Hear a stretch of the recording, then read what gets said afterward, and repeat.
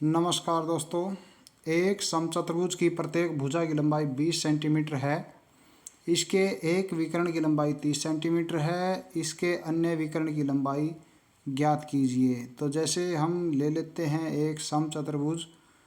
ये देखिए समचतुर्भुज का फिगर आपके सामने है। तो इसमें दिया गया है कि जो प्रत्येक भुजा है, ये इसकी भुजा है, ये 20 सेंटीमीटर दी हुई।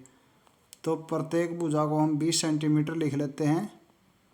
तो दो विकर्ण हैं इसके, जो ये विकर्ण है और ये विकर्ण है। इन दोनों विकर्णों की क्या विशेषता होती है? ये एक दूसरे को समकोण पर समद्विभाजित करते हैं। जहाँ पर ये एक दूसरे को काटते हैं वहाँ पर 90 डिग्री का एंगल बन जाता है।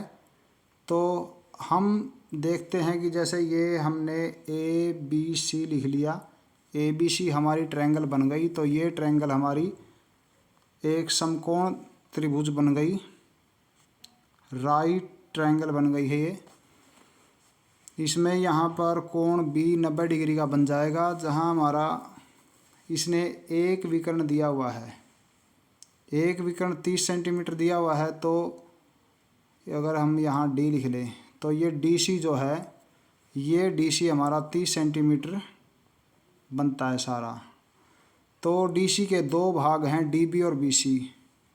तो ये दो भागों में बट जाती है, यहाँ से यहाँ तक, बी से लेकर सी तक। ये हमारी 30 का आधा 15 सेंटीमीटर बन जाएगी। तो हमारे पास जो त्रिभुज ए बी सी बनी हुई है, इस त्रिभुज ए बी सी का जो ए सी है वो कर्ण है। कर्ण हमारा 20 सेंटीमीटर है। और ये जो बी सी आधार है, आधार हमारा 15 सेंटीमीटर है। तो अब हम पाइथागोरस के मेथड से ए बी को हम ज्ञात करेंगे। ए बी हमारा यहाँ पर लंब बन जाता है। तो हम लंब कैसे निकालते हैं? लंब हमारा जो ए बी है,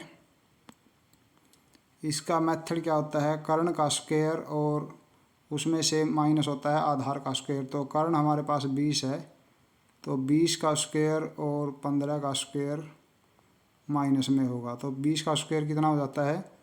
400 हो जाता है। और 15 का स्क्वायर 225 हो जाता है। 400 में से 225 घटाते हैं तो हमारे पास 175 आ जाता है। तो 175 को हम कैसे खोलेंगे? 175 का जैसे हमें पता है 25 सत्ते 175 होता है। तो 25 का जो फैक्टर बना सकते हैं हम, क्या बना सकते हैं? 25 के फैक्टर हम 5 गुणा 5 बना सकते हैं। तो 5 बाहर आ जाएगा वर्गमूल के अंदर से। 5 वर्गमूल 7 हमारी जो एक ये लंब है ए बी, ये हमारा ज्ञात हो गया है। लेकिन हमें यहाँ पर ज्ञात क्या करना है? विकर्ण ज्ञात करना है। विकर्ण हमारा पूरा कंप्लीट जो बनेगा, ए से लेकर यहाँ हम नाम लेते हैं, कुछ भी लिख लेते हैं, यहाँ पर एम लिख लीजिए। तो जो ए एम बनाना है वो ए एम बनता है, जो वो हमें ज्ञात करना है। तो हमारी दूसरा विकर्ण है हमारा इस समचतुर्भुज के अंदर, वो हमारा ए एम है। वो कितना होगा?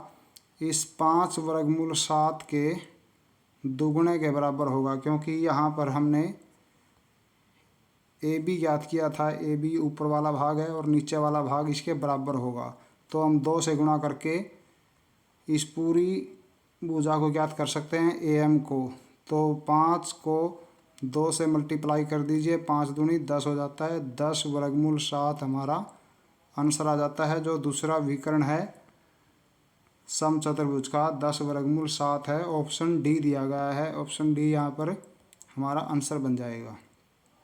धन्यवाद।